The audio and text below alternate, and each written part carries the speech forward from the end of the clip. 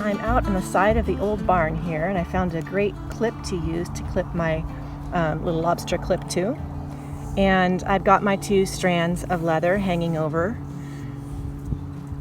the loop, and I'm just going to show you, this is really pretty easy, but all you do, you're going to spread it out like this. You can see you have 4 strands here, right?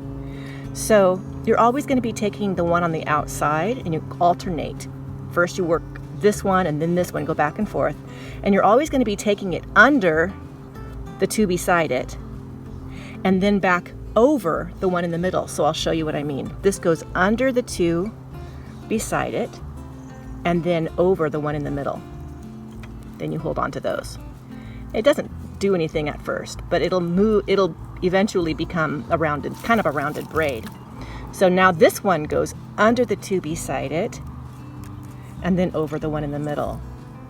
Now this one goes under the 2 beside it and then over the one in the middle. And then this one goes under the 2 beside it, over the one in the middle, under the 2 beside it, and then back over the one in the middle, under the 2 beside it, and then over the one in the middle, under the 2 beside it,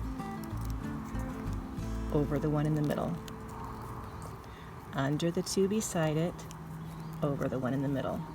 If you ever get lost and wonder what your next step is, you'll always have kind of a regular 3-stranded braid and then with an extra one hanging off the side. And wherever you are, wherever that extra one is the one you're going to take under the 2 beside it next time and over the one in the middle. Now this one's hanging off, so I'm going to take it under the 2 beside it and over the one in the middle, under the 2 beside it, and over the one in the middle, and I've gotten all the way to the end here.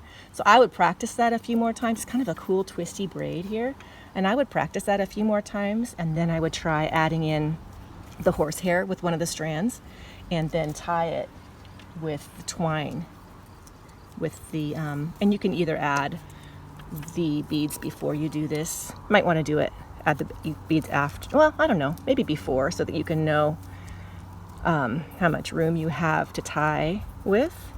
And then I would just tie that real tight at the bottom. And there's my Fanny's key fob. 2 dogs, Fanny's key fob. That's a mouthful. So I would tuck that in there and tie it real tight. Do that again. So that's what that would look like. But I am going to add the horsehair in and before I finish it off. All right, so now I have my horsehair, and I'm just going to add it in. I'm going to loop it over the top here, and I'm just going to act like it's next to one of these strands, and braid it as if it's part of this strand. Okay, so again, I'm going to start out going under these 2. Oops, I'm going to go under these 2, and then over the one in the middle, and I'm just going to keep that hair with it. It's a little tricky, but you can do it. And this one goes under the 2 beside it and then over the one in the middle. And now this one goes under the 2 beside it, over the one in the middle. And then this one goes under the 2 beside it, over the one in the middle, under the 2 beside it, over the one in the middle. The scrub jays are having a ball behind me. Under the 2 beside it, over the one in the middle, under the 2 beside it, over the one in the middle, and then under the 2 beside it, over the one in the middle, and I think we're about at the end. So at this point, I'm just going to wrap it.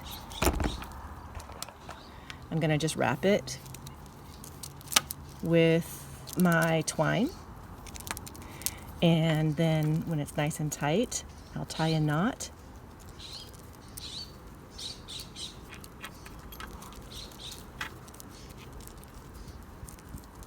Like that. One more time.